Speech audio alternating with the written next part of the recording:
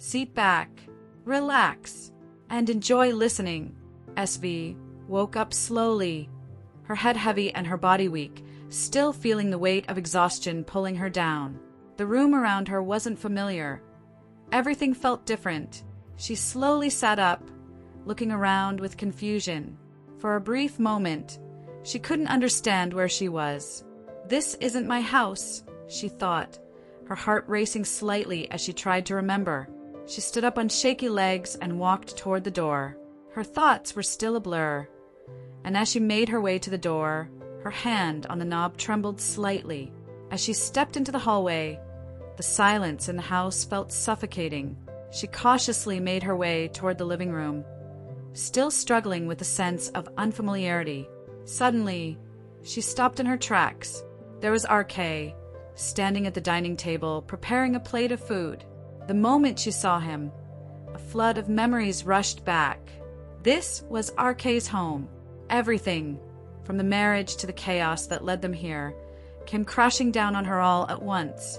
The knot in her stomach tightened with anger and frustration. "Oh, SV, you're awake. The doctor said you need to eat and take your medication. So come here and eat," RK said calmly, looking up and noticing her standing there. The moment his voice broke the silence, SV felt her rage boil over. How dare he act so normal? Everything about him made her blood boil. "You think you can make me eat? You think I'd listen to anything you say after all of this?" She spat, her fists clenched tightly by her sides. RK stood there, confused but calm, aware of the storm brewing inside her. "Let me make one thing clear to you. This is just for 6 months, she continued. "I've already filed for divorce, but the law requires a 6-month waiting period. So, for the next 6 months, we're still bound together in this farce." Her voice rose with each word. "I don't want you to think this means anything. I'm doing this solely for my mother's happiness. You have to stay away from me. Don't ever touch me or think about getting close. Even if we are living in the same house, it doesn't mean anything. Do you understand?" Her eyes were fierce, trying to make him feel the weight of her words. "Don't dare to interfere in my life at all. This was all just show, nothing more. Don't think for a second that I care about you. Don't expect anything from me. You mean nothing to me. I hate you. I hate you more than anything in this world." As she spoke, her voice shook with strong feelings, showing how much she felt. She wanted him to know the truth about their situation. To her, this wasn't a real partnership. It was just a temporary deal she had to keep up because of her mother. Each word was like a sharp knife, cutting through any hopes RK might have had about their relationship. She wanted to make sure he understood her feelings clearly, leaving no chance for confusion. The pain and frustration of her situation filled her, but she hid it behind her strong words, showing her need for independence and anger. RK swallowed, her anger washing over him like cold water. He stood silently for a moment, absorbing her words. When he finally spoke, his voice was calm and gentle. "Your anger is justified, SV. I understand, and I'll follow everything you said. Do whatever you want. I'll never come in your way. I won't try to do anything. But for now, please just eat this and take your medicine. Nothing more. Your health isn't good. And the doctor said you need to eat properly and rest." His composure only seemed to fuel her rage. SV's eyes blazed with fury as she spat out, "I told you I don't need your care. I don't need you for anything. When I said stay away, that meant everything. Just think of me as a stranger and nothing more." RK's expression didn't change as he replied softly, "But I care for strangers too." SV scoffed, her lip curling in disgust. "How foolish. Who cares for strangers? Don't say another word." RK smiled faintly, undeterred. "Oh really?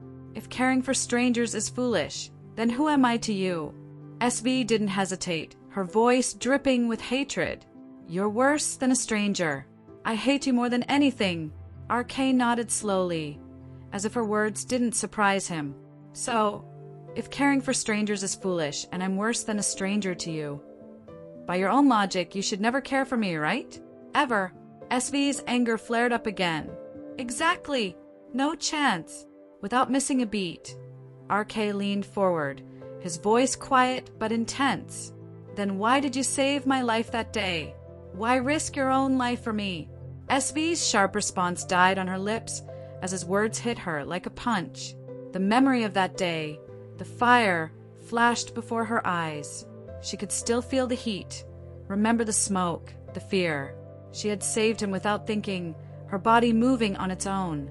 And now he was bringing it all back. RK continued, his voice steady. "If you didn't care, why didn't you just stand there like everyone else?" The fire was already so high, and everyone knew it was uncontrollable. It was foolish to jump in. You could have lost your life. No one would have blamed you for walking away, just watching from the sidelines. You had every reason to stay out of it, but you chose to jump in anyway. Why? You didn't have to face any of this if you simply ignored me. No one would have said a word, and you clearly didn't do it for publicity. You left me there before anyone could take a picture. You didn't even allow the media to capture anything. So why, SV? Why did you risk everything for me? You could have let me burn easily without any consequences.